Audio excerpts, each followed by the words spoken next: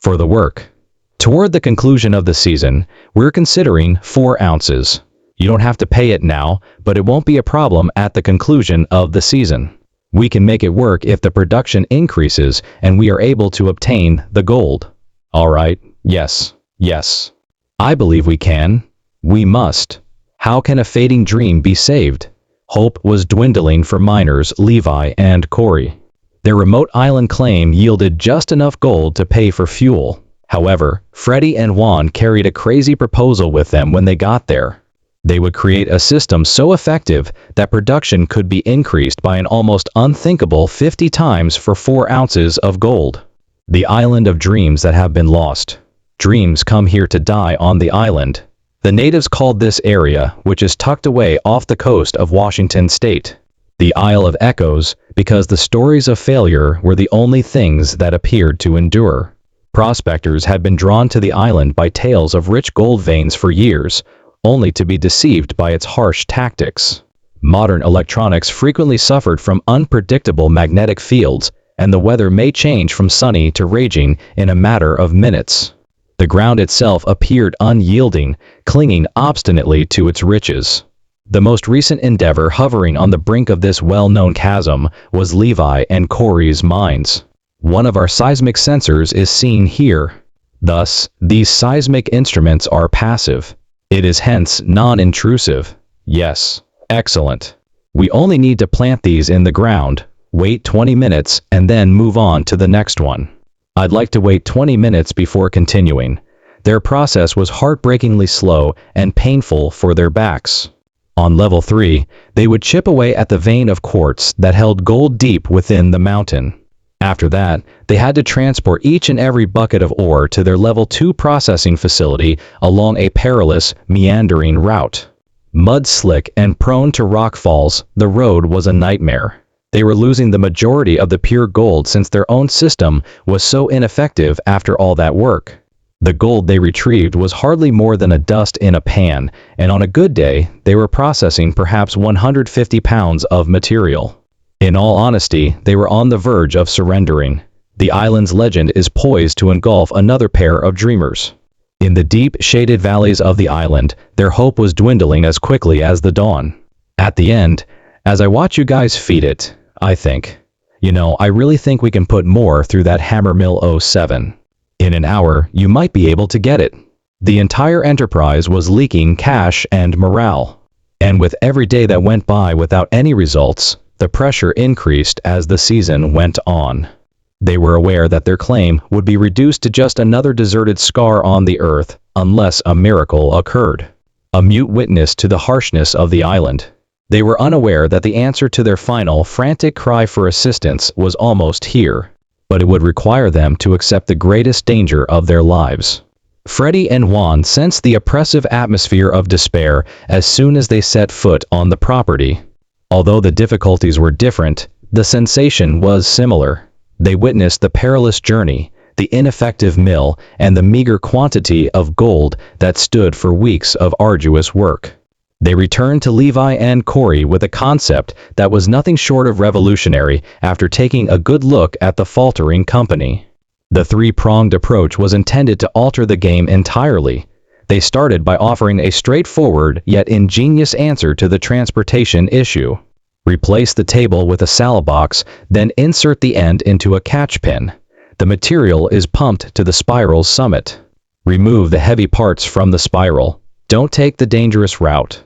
Ore would be sent from the level 3 crusher to the mill below via a 180-foot, 4-inch conduit that would run directly down the mountainside. This would immediately streamline the entire procedure. Juan would then create a brand new, specially made salad box that would be much more efficient at capturing the free gold that was now being washed away. Just this would have a significant impact.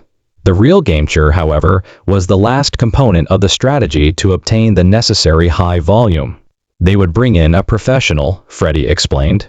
They would learn from this high-energy fragmentation expert how to extract ore from the vein far more quickly than their little roto tool could ever do by using a controlled rock-breaking technique.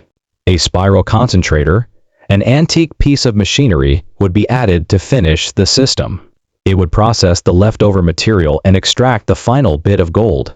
For a failing mine, the cost of this change was high. The materials would cost about $7,000, and Freddy and Juan wanted 4 ounces of gold at the end of the season as payment for their labor. Although it was a huge risk, Levi and Corey realized they had to take it in exchange for a 50-fold boost in gold. There is a lot of material in this pipe. To no use, I have been hammering at it. Here, we'll aim to get it all by doing a throat check and a colonoscopy. Making the mine profitable wasn't the only goal here. The goal was to finally break the island's curse. This one drastic, high-stakes idea formed the foundation of their entire future. However, a peculiar low hum seemed to come from the very rock surrounding them as the miners accepted the stipulations. A noise that had never been heard before. Juan embarked on an important task after the deal was finalized. A component of their strategy depended on technology that was nearly a relic and that the majority of contemporary miners had never ever seen. Juan followed a lead for a Humphrey spiral concentrator, created in 1943 by a man named Ira B. Humphrey, 20 meters from the claim in Washington state on the mainland. In the 1940s and 1950s, wash plants were dotted with these spirals. The gadget is a miracle of simplicity, you see. All it needs to function is water and gravity. Water and pay dirt are pumped to the top of a massive chute that resembles a corkscrew. A basic rule of physics takes over as the slurry spirals downward. While the considerably heavier gold clings to the inside track, the lighter waste material and sand are forced to the spiral's outside edge by the spinning motion. There are tiny apertures along this inner rail that capture the gold and divert it for collection. Due to the infamous electronic interference on the island, Freddy and Juan were placing their bets on this 80-year-old design. This entirely mechanical device proved impervious to failure, unlike more sophisticated modern technologies. They were hoping to revive a fragment of history. To be honest, they had never used one before, but they thought it was the hidden weapon they needed to boost the mine's productivity significantly. Levi and Corey would never make it without processing more material. Juan located them at last. 3 of the old spirals made of cast iron, standing together as reminders of a mining period long since past. They weighed a lot and were covered in filth from decades. Juan, however, recognized their potential. He was aware that a machine that had probably amassed a fortune in gold throughout its lengthy existence lay beneath the dirt and corrosion. He selected the finest among them, a flawless fragment of history that was set to receive another opportunity. However, he was unaware that the spiral was concealing a serious weakness that may ruin their entire endeavor before it had even started. The only difference was that you guys used to run 150 pounds. Perhaps not even that. We likely ran 500 pounds, yes. To be honest, after seeing it run, I believe we can actually increase it a bit. I also believe so. It was an expedition in and of itself to get the 80-year-old spiral back to the claim. The team had to securely strap the historic item down to ensure they wouldn't lose it during the rough trip because the cast iron beast was quite hefty. There was more to it than equipment. It was the reintroduction of a piece of history. The actual work started as soon as they arrived at their headquarters. They constructed a broader wooden base for the spiral in order to make it stable. When the slurry began to flow, it spread its footprint to maintain stability. The cleanup followed. It was covered in filth and grime from being idle for 8 decades. Freddy began working on the renovation with his buddy, Alex. For the spiral chute to function properly, they needed it to be as smooth as possible. Thus, they started the laborious cleaning and surface recoat planning procedure. While working, they discovered something unexpected. Almost 9,400 of these spirals were produced, and the majority were still in use, according to an old industry handbook Alex discovered. Knowing that was extremely implausible in the world of modern high-tech processors, Freddy sneered. It's unbelievable what you read. However, he encountered a significant obstacle when he focused on the pipes that channel the gold. Old hardened debris filled the whole main collection pipe.